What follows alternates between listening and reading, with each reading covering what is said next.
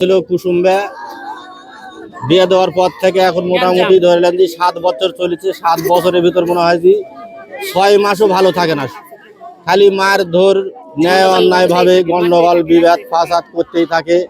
অন্যায় অত্যাচার করে শাশুড় স্বামী দেওরে সবাই মারধর করে।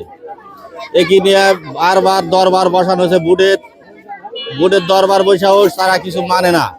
শেষে আমার মেয়েকে আমি ভাত খাওয়াবো না, তারা আবার জোর করেই হাত পা ধরে নিয়ে গেল। নিয়ে যাওয়ার পরে সেখানে থাকার পরে এখন তো ধরলেন যে আমার মেয়ে গত রাত ওই 4টার দিকে অনুমান, আমার এটা ধরলেন আমি তো আর সে জায়গায় ছিলাম না, 4টার দিকে মারা যায়। তাকে নিয়ে ওরা মরা মানুষ নিয়ে প্রসাদপুর যায়। মারা গেছে ধরলেন মারা ফেলে দিছে বাড়ায় সবাই লাগা পাড়া বাড়া 4 জনে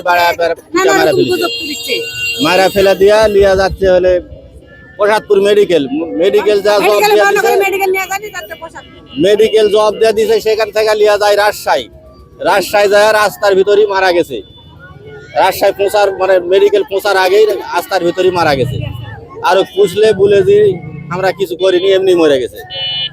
আমি মেয়ের মামানি হচ্ছি, আমি ওই বাচ্চার সাথেই থাকি, মানে মামানি হিসেবে ফ্রি ভাগ্নি সেভাবে আমার উঠা বসা চলাফেরা। ওই মেয়ে অনেকবার গন্ডগোল লেগে এখানে চলে আসে, আমিও তাকে বোঝাই। ছোট বাচ্চা, আমার বাচ্চার সাথেই বাচ্চার মুখের দিকে চাই আর চলে আসে, আমরা বোঝাই।